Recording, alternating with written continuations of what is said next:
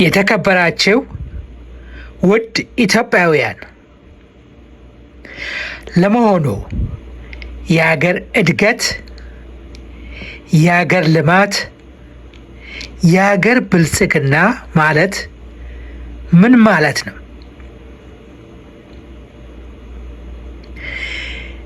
እነዚህ የምንጠራቸው የአንድ አገር መለወጥ መለኪያዎች ሰው ላይ ካልተንጸባረቁ ትርጉም የላቸውም። ሰው ባይኖር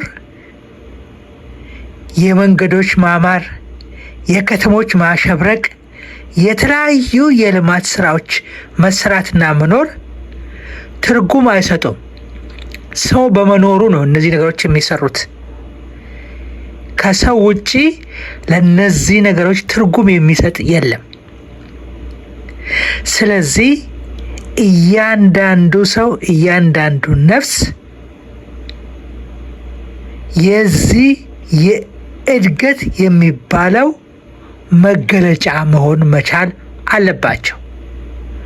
ሰዎች ናቸው በሕይወታቸው የተሻለ ቤት ውስጥ መኖር፣ የተሻለ ምግብ መመገብ፣ የተሻለ መጓጓዣዎች፣ የተሻሻሉ ነገሮችን ማግኘትና መለወጥ ያለባቸው ሰዎች ናቸው።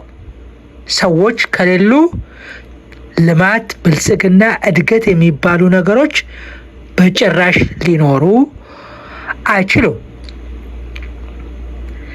ከዚህ አንጻር አሁን በሀገራችን እየተሰሩ ያሉ ነገሮች ምን ይመስላሉ ብለን ብንመለከታቸው በጅማሮ ላይ ቢሆንም ብዙ ተስፋ የሚሰጡ ነገሮች አሉ። ይሄ የማይካድ በኢኮኖሚያዊ አለካክ ትርጉም ያላቸው ነገሮች ናቸው። ብዙ ስራዎችን ለመስራት የበለጠ ብዙ ስራ መስራት ቢጠበቅብንም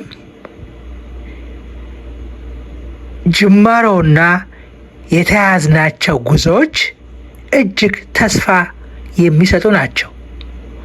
ሁሉንም ሰው ሊያካትቱ የሚችሉ አካታች የሆነ አንድም ሰው ቢሆን ከአንድ አገር እድገት፣ ልማት፣ ብልጽግና መነጠል የሌለበት መካተት ያለበት ነገር ሲሆን ነው ትርጉም የሚሰጠው። እስቲ የሚከተለውን አጠር ያለ የቪዲዮ ክሊፕ እንመልከት።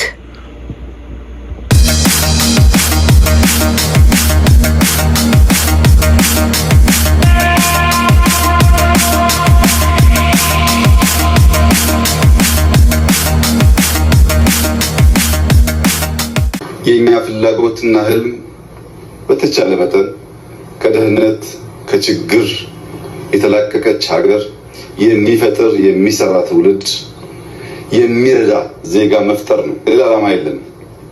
የኛ ፍላጎትና ህልም በተቻለ መጠን ከድህነት ከችግር የተላቀቀች ሀገር የሚፈጥር የሚሰራ ትውልድ የሚረዳ ዜጋ መፍጠር ነው። ሌላ ዓላማ የለንም።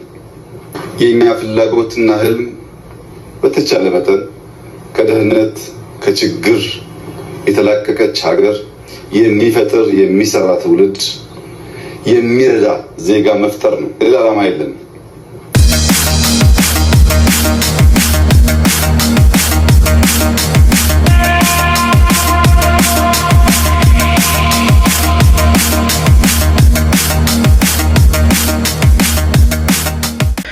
በቪዲዮ ውስጥ እንደተመለከታችሁት ጠቅላይ ሚኒስትሩ እንደተናገሩት አንድ ልማት ህዝብን የሚጠቅም ልማት ሊሆን የሚችለው ሁሉን አካታች እንደሆነ ነው። ሁሉን አካታች የሆነ ልማት ለህዝብም ለሀገርም ኩራት የሆነ ውጤት ማስገኘቱ አይቀርምና ስለዚህ ከዚህ ንግግር የምንይዘው ቁም ነገር ቢኖር ልማት ሰዎች ላይ ያተኮረ መሆኑን ነው። እያንዳንዱ ሰው ከሚኖረው ልማት ተጠቃሚ መሆን እንዲችል ማድረግ ስንችል ብቻ ነው ስኬታችን ሊለካ የሚችለው። በተለይ በልማት ዙሪያ የተለያዩ ስራዎች በተለያየ ቦታ በየጊዜው የሚከናወኑ ቢሆኑም እነዚህ ሁሉ የሚሰሩት ክንዋኔዎች በቀጥታም ሆነ በተዘዋዋሪ የሰዎችን ሕይወት እንዴት ይነካሉ ብለን በጥንቃቄ መለካት መቻል አለብን። ምክንያቱም ያ ልማት ለሰው ትርጉም ካልሰጠ፣ ለሰው ካልዋለ ትርጉም አልባ ነው ማለት ነው። ሰዎች ናቸው ለልማት ትርጉም የሚሰጡትና ስለዚህ ልማትን ምንጊዜም ከሰው አቆራኝተን ማየታችንን መዘንጋት አይኖርብንም።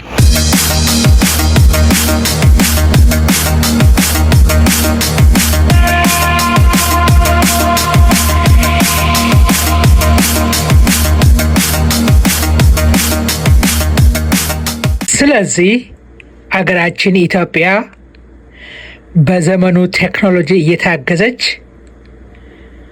ሁሉንም ዜጎች አካታች የሆነ የልማት ጎዳናን ከተከተለች በአጭር ዓመታት ውስጥ ከፍተኛ እምርታ የምታስመዘግብ ብዙዎችንም ከዓለም ዙሪያ የምትማርክና የምትስብ አገር እንደምትሆን ምንም አይነት ጥርጣሬ ሊኖረን አይገባም። ዋናው ቁም ነገር ይሄንን የጀመርነውን ስራ የልማትና የብልጽግናን ሂደት አጠናክረን ሳንሰለች ከገፋንበት ኢትዮጵያ ለብዙዎች ልዩ ምሳሌ ሆና ዘመናችንን ወደሚቀጥለው ለማሸጋገር መጠቀስ ከሚገባቸው አገሮች አንዷ እንደምትሆን በምንም መልኩ አጠራጣሪ ነገሮች አይኖሩም።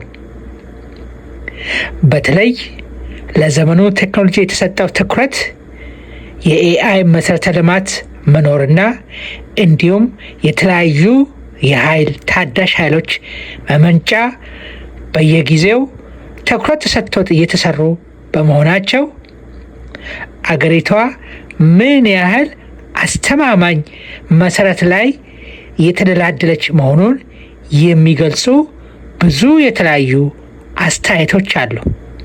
ይህንን አጠናክሮ እጅ ለእጅ ተያይዞ ወደፊት መግፋት በዓለማችን ዙሪያ በተለያየ አቅጣጫ ተጽዕኖ እያደረጉ ግፊት እያመጡ ዜጎችን ጉዳት ላይ ከሚያደርሷቸው ነገሮችም ነፃ መውጣት የምንችለው በዚህና በዚህኛው መንገድ ብቻ ነው። ስለዚህ የጋራ ስራችንን በተቻለ መጠን በጋራ አቋም አገርን ለማልማት ወደፊት መገስገስ ይኖርብናል።